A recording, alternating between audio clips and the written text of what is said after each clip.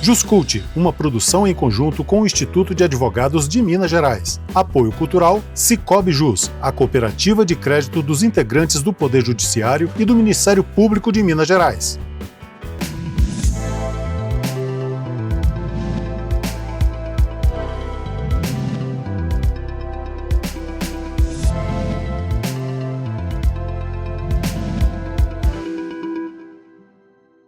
Olá, sejam todos muito bem-vindos ao Cultura Geral e o Juscult, que é esse projeto novo junto com o Instituto dos Advogados de Minas Gerais, para a gente discutir as questões técnicas do direito aqui na televisão, na rádio, esse programa também vai para Curitiba, e a gente vai tentar destrinchar aqui alguns assuntos que são importantíssimos, deixando aqui um abraço muito apertado e fraterno ao grande amigo Jean, presidente do Instituto dos Advogados de Minas Gerais, e toda a sua diretoria. A gente vai falar hoje um pouco de direito e também inteligência artificial. E para isso a gente está recebendo aqui Alexandre Ateniense, uma das grandes referências do estado de Minas Gerais, se não do Brasil, que começa, a gente vai conversando nos bastidores e vai descobrindo, desde a década de 80, já trabalhando com inteligência artificial de forma orgânica, e ele vai explicar um pouco disso para a gente. Mas a primeira pergunta, antes de fazer a primeira pergunta, dar aqui primeiro as minhas boas-vindas ao meu grande amigo Alexandre Ateniense. Seja muito bem-vindo, é um prazer te receber aqui, Alexandre, para esse projeto novo, que é essa ideia e essa intenção do Instituto dos Advogados de Minas Gerais de trazer à luz do direito e da parte técnica também um pouco mais de conhecimento, também sem aquele peso também formal do direito, mas tentar discorrer aqui um pouco com mais tranquilidade também, até para não assustar as pessoas, que a inteligência artificial está aí, o direito também sempre esteve. É verdade. Olha, prazer estar aqui com você, Edson. Eu fiquei muito feliz por esse convite que surgiu e, sobretudo, pela essa iniciativa do nosso presidente Jean, do Instituto dos Advogados de Minas Gerais, que brilhantemente criou esse novo canal de comunicação, que eu estou aqui contribuindo sobre um tema que eu sou apaixonado por ele, que é a inteligência artificial, direito digital. Atuo nessa área há 39 anos e eu acho que nossa missão aqui é desmistificar muita coisa em relação à inteligência artificial, sobretudo num bate-papo agradável, para que as pessoas entendam que isso já não é mais uma realidade, isso hoje é uma necessidade. E a primeira pergunta que eu já queria te fazer é sobre a tecnologia e os impactos de todas essas temáticas de inteligência artificial nesse novo contexto, Alexandre. Como é que a gente pensa isso no campo do direito? Olha, cada vez mais a tecnologia se entrelaça com o direito, sobretudo porque há de convir comigo que depois da pandemia, a dependência nossa de celebração de atos de manifestação de vontade a partir das plataformas digitais se multiplicou e isso obviamente é bom por um lado, mas por outro lado também traz riscos e danos.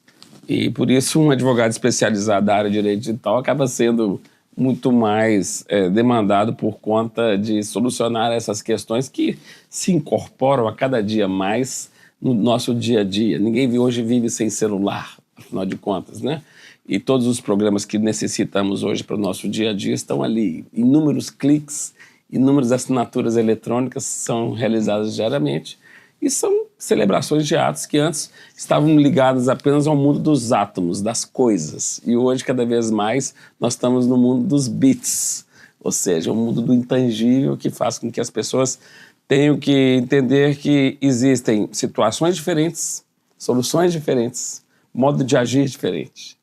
E a inteligência artificial desafia o direito, sobretudo pelo fato de que o advogado, qualquer profissional da área, ele tem que estar com a cabeça aberta para poder desaprender a forma de aprender novamente. Desaprender a forma de aprender. Ou seja, aprender novamente, só que agora com o auxílio da inteligência artificial. E que isso, nós já passamos da etapa de questionamento, de dúvidas, para saber se a inteligência artificial realmente vai impactar no nosso dia a dia ou não. Eu gosto de dizer que a inteligência, aprender a usar a inteligência artificial não significa dizer aprender a usar um novo software. é muito mais do que isso. A inteligência artificial, na medida que ela vai se incorporando no cotidiano de um escritório de advocacia, ela vai impactar na mudança de um modelo de negócio, ou como qualquer outra área econômica. Então, as pessoas têm que entender que inteligência artificial não é só fazer pergunta e ter resposta. É necessidade de a gente estar preparado para poder ter mudanças consideráveis em relação à parte operacional e à parte intelectual. Ela atua nessas duas frentes. Então, é necessário que, quanto maior o número de pessoas dentro do escritório de advocacia façam uso diário da inteligência artificial, os resultados serão ainda melhores. Porque a inteligência artificial, ela sempre trabalha com redução de custo, redução de pessoas e, ao mesmo tempo, uma qualidade exponencial do trabalho. Essa questão da adaptação, ela é crucial. Sem dúvida alguma. As pessoas que dominam hoje a inteligência artificial são aquelas que tiveram alguns talentos que eu considero como indispensáveis. Ou seja, primeiro, empatia com a inteligência artificial. É muito fácil a gente ver pessoas, muito comum, aliás, que a gente vê pessoas que dizem o seguinte: já estou velho, isso não é para mim. Ou, eu não vou começar ainda a usar a inteligência artificial porque estão me dizendo que ainda tem muito problema, que tem muita resposta que não é correta. É tudo falso. Porque, na verdade, se você tiver empatia, você vai se impulsionar e aprender. É muito mais fácil para o ser humano dizer não do que dizer sim. Se você disser sim, ele vai ter que estudar o assunto. E a pessoa tem que estar com disposição para isso, tem que ter empatia. O segundo ponto é a curiosidade. Se eu atingir esse nível de estar usando a inteligência artificial há 5 anos e mentoro a minha equipe diariamente, porque tenho sempre também consultores internacionais, presto serviços de consultoria também de inteligência artificial para vários escritórios e departamentos jurídicos, eu percebo que você tem que ter essa curiosidade, porque você aprende muito com as respostas que vêm da inteligência artificial. Eu vou te falar uma coisa, eu nunca estudei tanto na minha vida por conta dessa quantidade de conteúdos relevantes que a inteligência artificial está me propiciando. E, em outro lugar, eu acho que é muito importante o profissional da área do direito ter humildade. As pessoas que não são humildes, ou seja, os juristas, por mais bem-sucedidos que sejam, que enfim, ficam um pouco descrentes de que a inteligência artificial tem o potencial de melhorar a qualidade do serviço deles, eles vão falar: poxa, eu já sou um advogado de sucesso, eu criei um nome, uma marca de alta respeitabilidade, uma reputação enorme. Para que eu vou mexer com inteligência artificial se já sou um profissional de sucesso? Aqueles que pensam dessa maneira, eles podem ficar perder um pouco a vantagem competitiva de mercado. Porque se você tiver se esse profissional tiver a cabeça aberta de querer ter humildade, sei lá, com 50, 60, 70 anos, de voltar ao aprendizado de uma nova metodologia de produzir conteúdos intelectuais, ele vai ter vantagens inimagináveis, porque ele poderia somar a sua experiência de vida, ou seja, todos aqueles talentos que o ser humano ainda supera a inteligência artificial, com o uso da inteligência artificial. Então, a inteligência artificial vai produzir mais rápido, com menor custo e com melhor qualidade. Não que esse advogado não teria condições de fazer algo parecido com o resultado da inteligência artificial, mas ele não faria com o tempo que a inteligência artificial faz. Agora, é necessário que ele sempre utilize desses talentos que o ser humano é melhor do que a inteligência artificial, para poder dar aquele retoque final, aquela verificação, porque, afinal de contas, a decisão final tem que ser sempre do ser humano, porque isso é mandatório. Alexandre, você tocou num assunto muito importante que a primeira pergunta que eu até te mandei, que a gente estava conversando, é sobre a formação do operador do direito nesse contexto. Porque a inteligência artificial é uma ferramenta. A base intelectual ainda continua sendo a pessoa, né? Eu vou te explicar isso dentro do meu, do meu ponto de vista, né? Eu acho o seguinte, para ter uma linguagem muito fácil para quem está nos assistindo.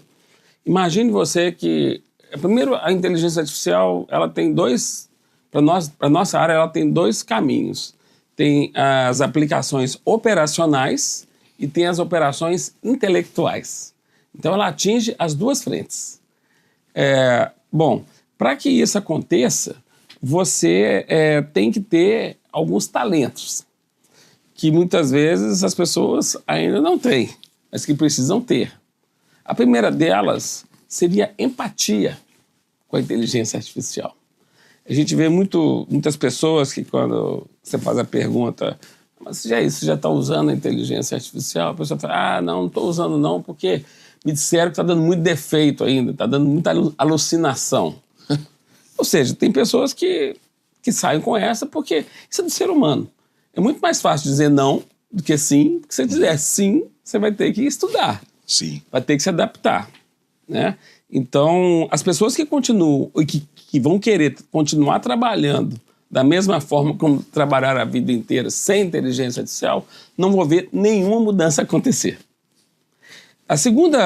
O segundo ponto de talento que eu acho que as pessoas têm que ter é curiosidade. Se eu conseguir avançar tanto na inteligência artificial, ao ponto de que hoje a gente já não usa mais editor de texto para fazer peça, a gente começa o trabalho intelectual na própria inteligência artificial, é porque eu fui bastante curioso. Eu sou consultor de implantação de inteligência artificial para diversos escritórios e departamentos jurídicos, e tenho meus consultores também fora, e estou sempre buscando uma novidade, uma nova funcionalidade que possa diminuir custo, diminuir tempo e melhorar a qualidade de serviço. Mas é tão desafiador e tão avassalador as mudanças que estão acontecendo, Ederson, que se você me perguntar assim, bom, Alexandre, você está dizendo aí que você estuda isso todo dia. Então me conta, nós vamos chegar no final de 2025 trabalhando de que forma com a inteligência artificial? Eu vou falar, não sei, porque os avanços, quando eu faço uma palestra, quando eu faço uma aula, quando eu faço uma consultoria, há 3 meses atrás, eu tenho que rever tudo, porque já aconteceu muita coisa. Então essas mudanças impactantes, elas, com o profissional da área jurídica, elas têm um relacionamento muito interessante. O terceiro ponto, então, além da empatia, da curiosidade, é a humildade. Por que humildade? Porque, vamos supor que isso aconteceu comigo, eu começo a conversar, começo a mostrar soluções para um grande jurista, né? E diz isso, olha, você sabia que se você trabalhasse intelectualmente com o uso da inteligência artificial, você poderia produzir mais e melhor? Alguns falam, é mesmo? Me ensina. Outros falam, como assim? Eu tive uma jornada de profissional maravilhosa, olha o que eu construí, olha a minha carreira, olha o meu respeito, olha a minha credibilidade, olha o que eu já consegui com a advocacia. Esses que não têm humildade, eles vão parar no meio do caminho. Eles ainda vão ser brilhantes, mas vão, com passo a passo, perdendo um pouco a competitividade no mercado. Então, para ser bem transparente, imagina que você tem que fazer uma peça qualquer processual. Tá? Se você usa inteligência artificial, e se a gente tem uma barra de 0 a 100%, a inteligência artificial te tira do 0 e te leva até 70% em minutos, para não falar segundos. Tem algumas inteligências artificiais mais avançadas que nós estamos usando agora, que ela faz uma pesquisa vasculhando tudo que tem de conteúdo, chega a demorar 15 minutos para a resposta, porque a pesquisa vem muito melhor e com a bibliografia perfeita. Os 30% finais, estes é indispensável que seja de revisão humana. Então, a revisão humana ela é indispensável. Mas o que está acontecendo? Muitas vezes você vê na mídia, advogado inventou jurisprudência, foi multado por conta disso.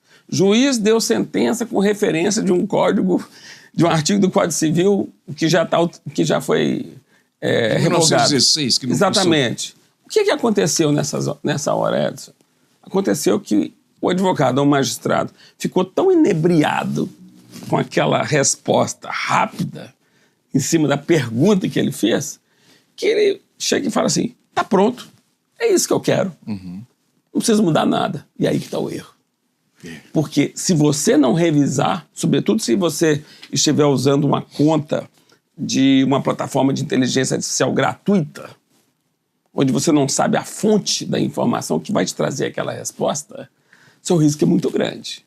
Então, o ser humano, ele tem sempre que estar no centro do poder de decisão. Como eu disse, ele vai ter um copiloto. Sim. Que vai trazer para eles muita informação interessante. Não que isso desafiasse a inteligência de quem vai fazer a revisão. Presta bem atenção, porque a inteligência artificial, ela processa informações muito rápido, muito mais rápido que o ser humano. Talvez o ser humano pudesse fazer a mesma coisa que a inteligência artificial, mas não no tempo que a inteligência artificial faria.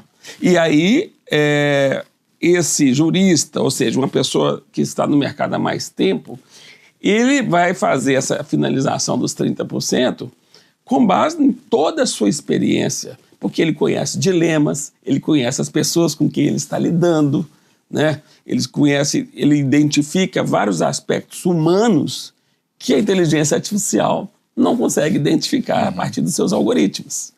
Então, veja, eu estou tentando contar essa história para poder entender que é um somatório. Ou seja, vários talentos, a inteligência artificial é superior ao ser humano pela velocidade de processamento, pelo custo pequeno e, consequentemente, pela melhoria da qualidade final do trabalho intelectual, mas somado com o talento do advogado, que é medido pela experiência que tem, pelo tempo de experiência que tem, que pode finalizar, revisar, melhorar qualquer conteúdo intelectual que venha dessa primeira etapa.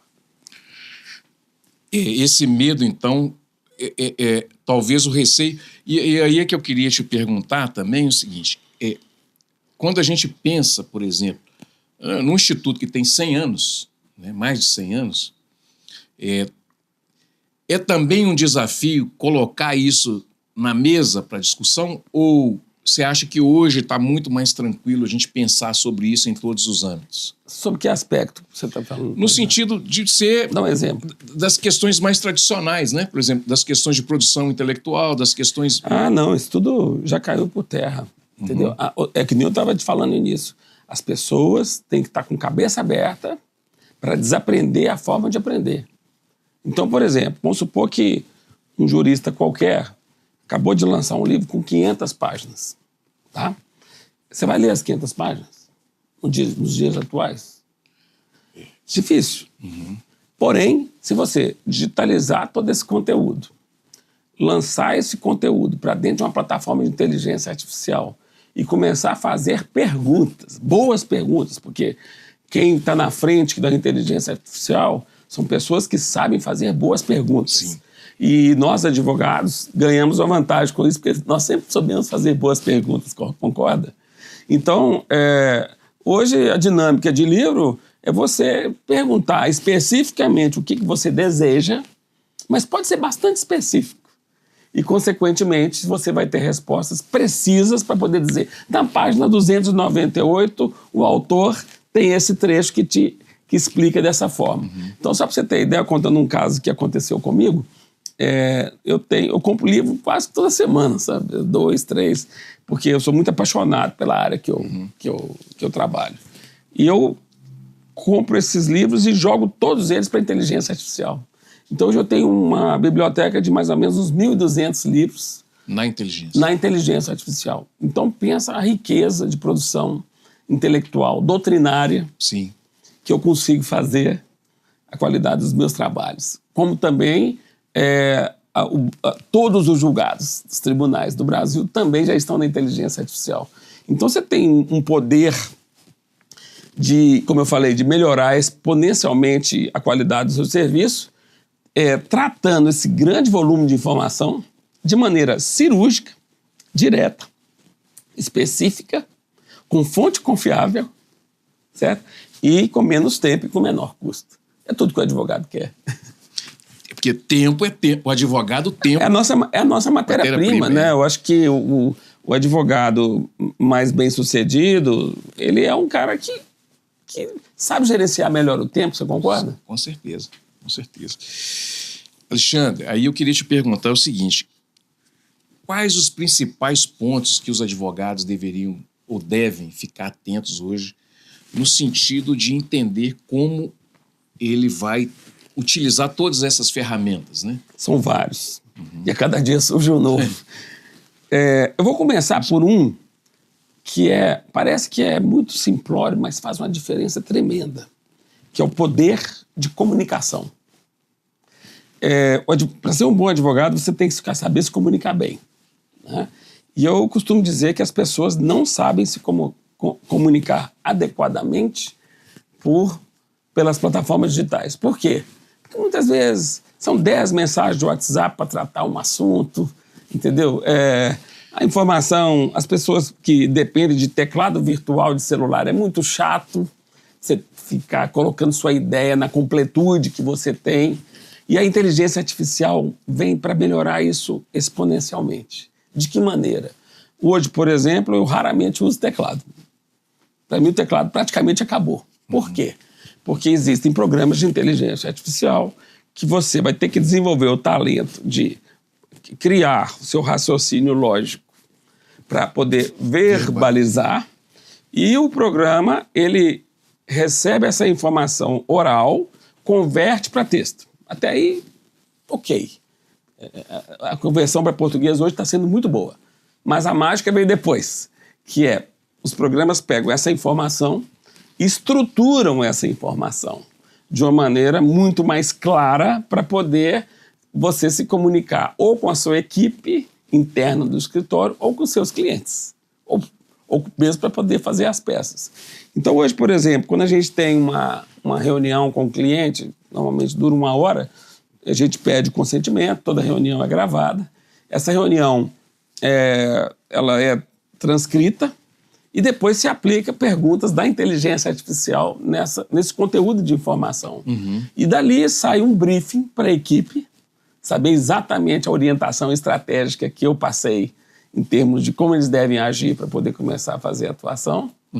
Como também sai um outro extrato de informação já pré-formatada, que é o escopo de serviço, que vai ser utilizado numa proposta de honorários. Sim. Então, você imagina que hoje a comunicação, por exemplo, no nosso escritório, que é um escritório diferente, que só trabalha na área de direito digital, já são 18 anos sem uma folha de papel, 5 anos com o uso diário da inteligência artificial, eu sou mentor diário de toda a minha equipe.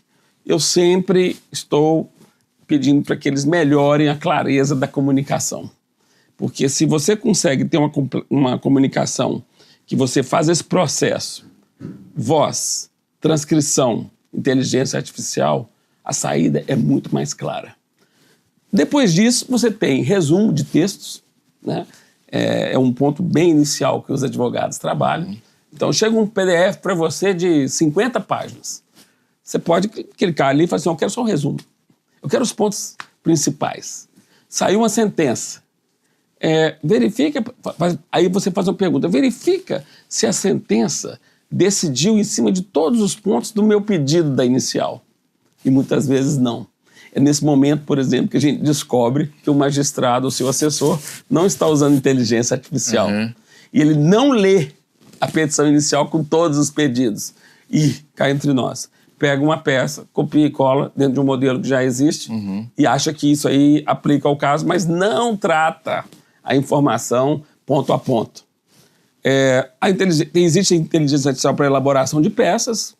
Existe uma que eu gosto muito, que é o uso da inteligência artificial preditiva.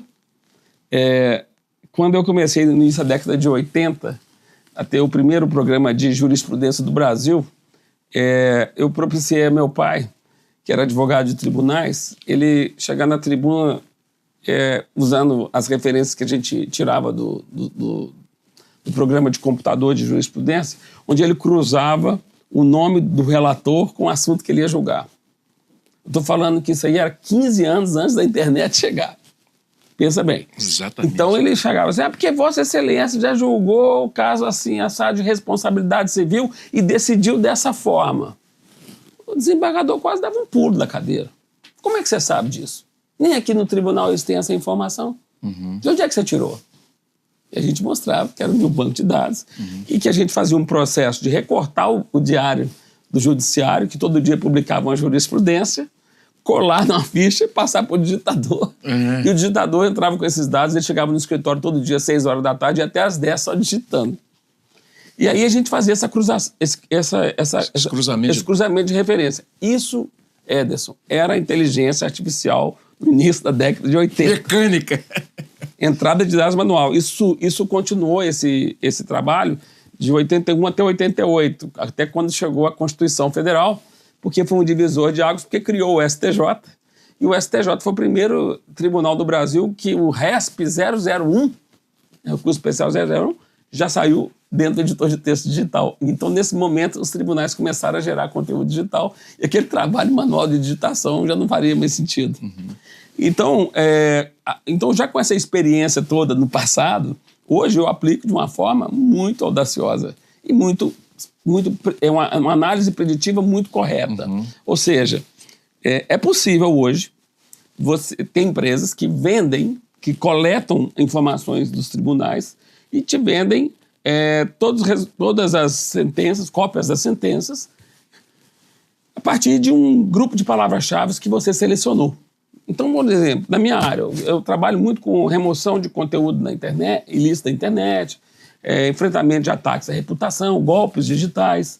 Então, eu posso dizer assim, olha, eu tenho um caso na 10ª Vara Civil de Belo Horizonte. Eu vou a essa empresa, peço a eles o conteúdo todo que eles têm sobre esse tema de todas as varas cíveis de Belo Horizonte e já sei mais ou menos como é que é o pensamento do magistrado em relação a esse assunto.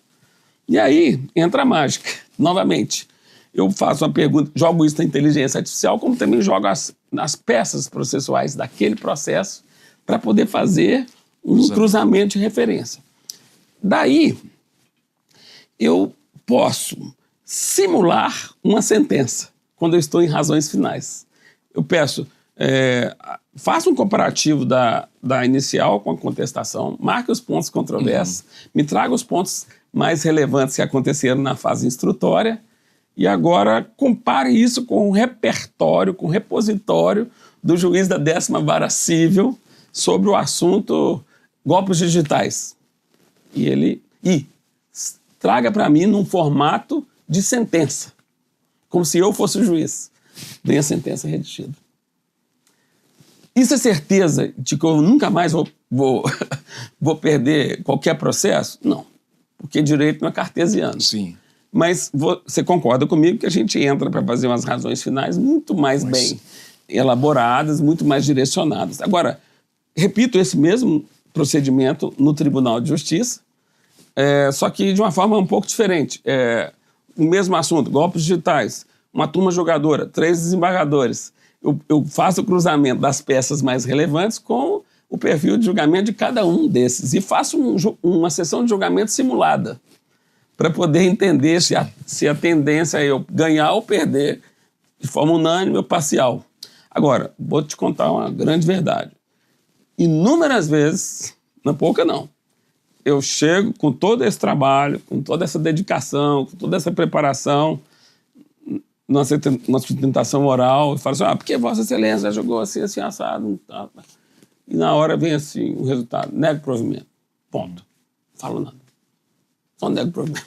Aí você fala, poxa, mas o que aconteceu? Eu te falo, não usou inteligência artificial. Porque se tivesse utilizado a inteligência artificial da forma como a gente está usando, ou seja, entender, porque inteligência artificial é o seguinte, você tem condições de recuperar, de entender melhor o passado, com os conteúdos passados, para poder prever o futuro. Isso é inteligência artificial. Sim. Então, se um assessor tivesse o trabalho de colocar todos os conteúdos daquele tema na inteligência artificial e mandasse cruzar com as peças processuais, o resultado seria outro. Mas eu sou muito otimista.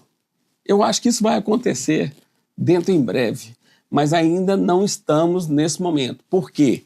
Porque eu enfrento o contencioso todo dia e vejo que ainda prevalece, não digo em todos os tribunais do Brasil, uma situação de conforto que é de decidir a partir de modelos de peças que são levadas à decisão, mas muito desfocadas da lide, da controvérsia. Uhum.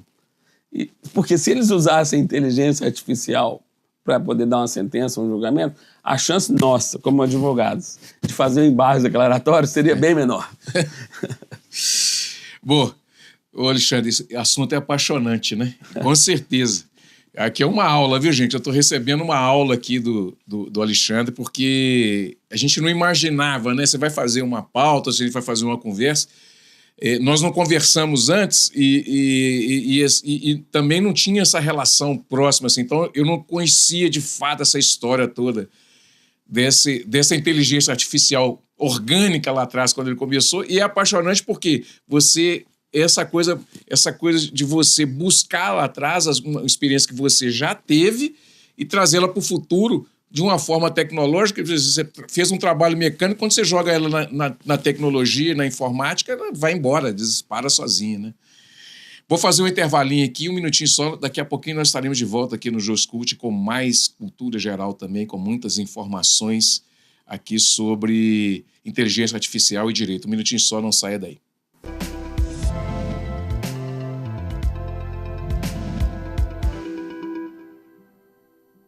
Dengue, zika, chikungunya e febre amarela urbana são doenças transmitidas por um mosquitinho, o Aedes aegypti. Contra ele, a prevenção é a melhor solução. Vamos eliminar os focos de água parada nos vasos de plantas, nos pneus, nos recipientes abertos. E um repelente é sempre bom. Vamos juntos com a LBV. Diga sim à prevenção. Apoio TV Banqueta. Sonhos cabem no papel, mas podem se tornar realidade. Eles crescem com apoio e investimento no presente. Educação para todos é o que inspira a LBV a buscar um futuro melhor para milhares de crianças e adolescentes. Acredite nesses sonhos, apoie suas realizações. Quando a LBV ligar, diga sim!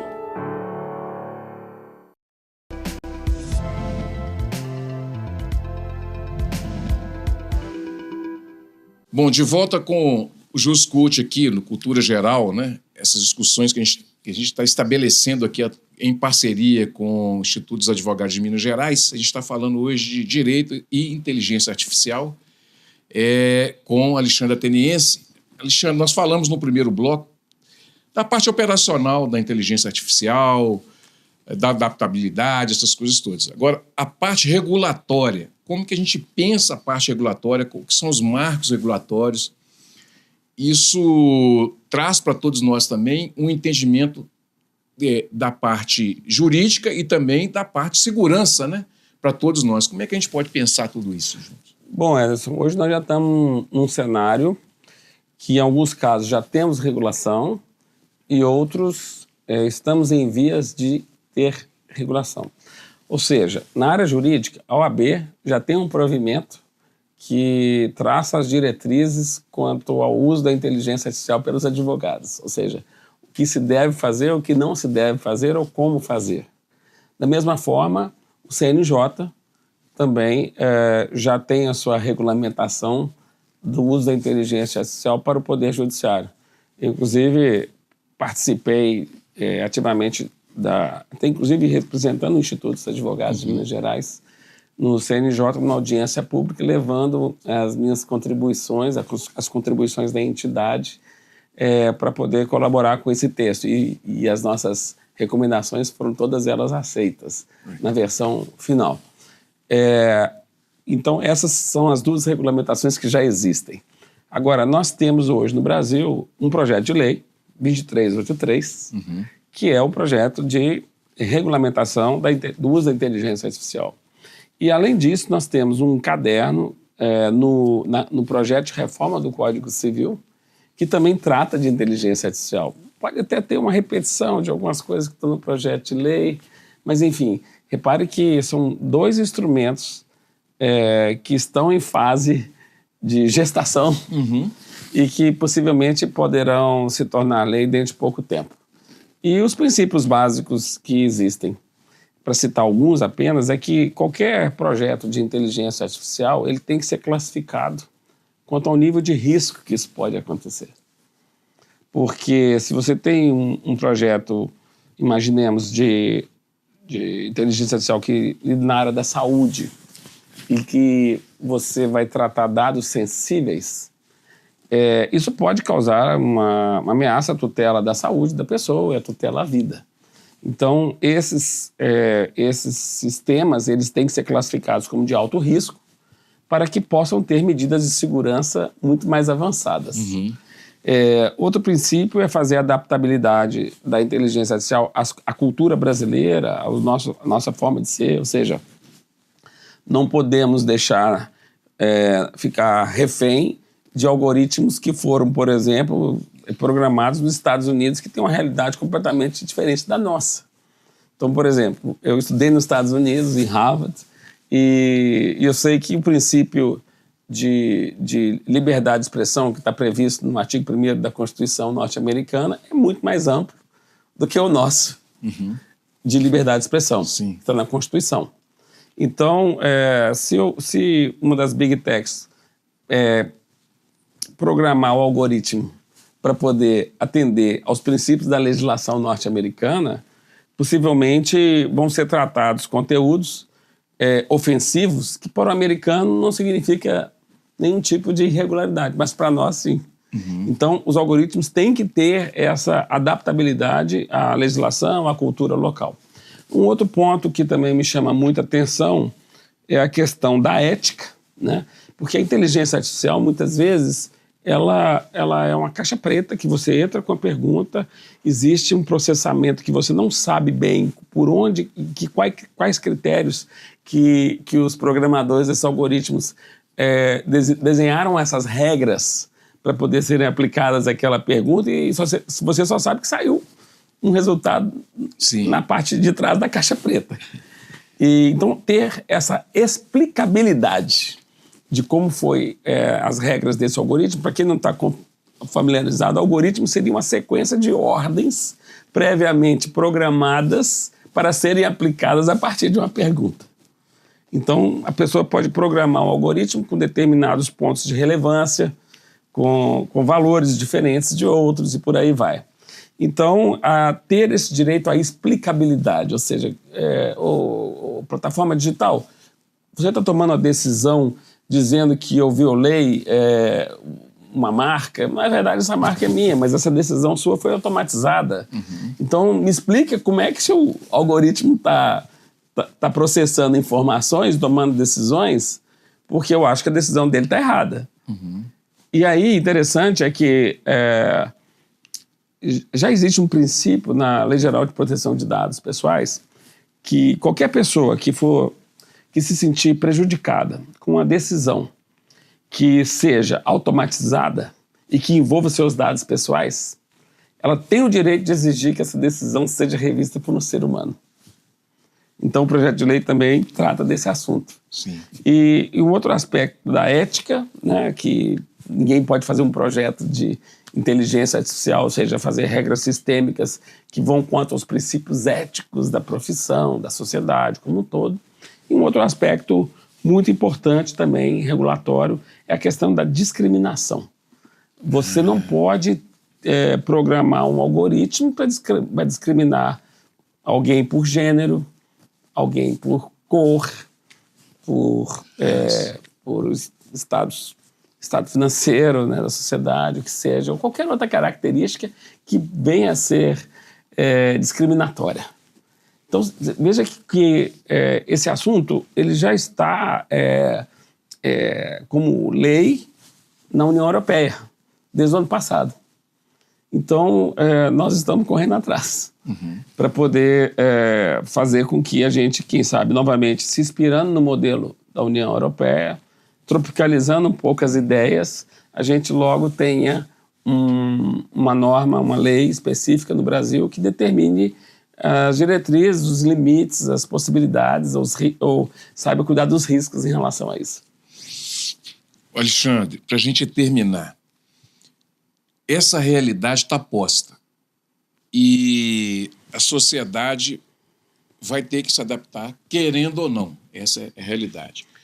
Agora, como que a gente precisa pensar isso não só como sociedade, mas na operação, na condução e na formação dos operadores que vêm daqui para frente? Incluir a inteligência artificial em capacitação imediata. Né? E as universidades? Sobretudo. Então, eu acho que as universidades, as faculdades de Direito já deviam ter uma cadeira para poder explicar um pouco mais inteligência artificial e vou além. Até mesmo, por que não, fazer algumas aulas de programação. Porque eu não sou um programador. Eu tenho 44 anos que eu atuo usando tecnologia da informação todo dia. Eu não sou programador, mas eu sou analista. Então, o que eu desenvolvi ao longo do tempo é uma análise lógica do pensamento. Então, eu acho que esses talentos que a gente chama de soft skills, não é o conhecimento do direito, mas é um talento comportamental, um talento de ter um estudo de uma metodologia, né, de saber como se comunicar. Tudo isso, hoje, no mercado, ela está valendo muito mais. Hoje as pessoas, muitas vezes, na hora de você fazer um recrutamento, nem todo mundo está preocupado só com os hard skills, mas não. Os soft skills, para mim, hoje são muito mais relevantes nesse mundo de inteligência artificial, porque você precisa lidar com pessoas que estejam com cabeça aberta, que estejam dispostas a reaprender, que não estejam apegadas a métodos, a procedimentos, a hábitos que vieram juntos a vida inteira. Então essa é a provocação, esse é o desafio, mudar para melhor. Muito bem, chegamos ao final do JusCult, né, que é esses primeiros passos que a gente está dando nessa construção de um programa que traz com uma visão mais atual, né, vamos dizer assim, das tendências não só do direito, mas também dessa sociedade que hoje anda de foguete. Antigamente está galopando, agora nós estamos andando de foguete para a modernidade. Alexandre... Até porque o ícone que tem de inteligência artificial é um foguetinho. É um foguete, tá vendo? Alexandre, foi um prazer te receber aqui. Eu fico muito satisfeito, muito honrado, não só da gente poder discutir todos esses assuntos aqui na televisão, também vai para o rádio, vai para as redes sociais, mas, sobretudo, para a gente contribuir de forma substancial para que as pessoas na sociedade que está nos assistindo, está nos vendo, entenda que a realidade está posta, mas não é uma coisa monstruosa, sim uma benesse que a gente vai ter para o resto da vida, né? Só quando eu vim hoje para o programa, eu fiquei pensando, como é que eu posso contribuir para fazer com que as pessoas estejam mais engajadas a utilizar a inteligência artificial diariamente? Quem não está ainda utilizando, comece a testar amanhã. Se jogue nesse assunto, porque os resultados não são apenas no aspecto profissional, tem muita coisa interessantíssima. Eu costumo dizer que acabou a era de que a pessoa chega para você e fala assim, isso eu não sei. Acabou. Se você não sabe, hoje, é só fazer uma pergunta na plataforma de inteligência artificial que você vai ter uma informação detalhada. E se aí da informação sair técnica, você pode dizer assim, não, reescreva essa resposta para leigo entender. E ele vai reescrever para leigo entender. Então veja que maravilha esse estágio que nós chegamos, onde não existe mais aquela resposta jargão que é da pessoa ter preguiça mental de não querer apurar a informação, porque hoje a inteligência artificial é esse copiloto que eu falei para poder ajudar. Então, eu fico muito feliz pela oportunidade que o Instituto me deu de estar aqui com você, de estar levando esse conteúdo informativo, desmistificando muita coisa e motivando as pessoas para que elas possam cada vez mais utilizar a inteligência artificial a cada dia. Que, como eu disse, não é mais uma realidade, é uma necessidade. Bom, gente, é isso aí. Nós é que nos sentimos honradíssimos, né, e satisfeitíssimos em receber você aqui, Alexandre, porque não é todo dia que a gente tem essa oportunidade de uma pessoa tão gabaritada para tratar desses assuntos. Um beijo no coração de todos e voltaremos amanhã, se Deus quiser, com mais um programa JusCult ou Cultura Geral. Um beijo no coração, até amanhã.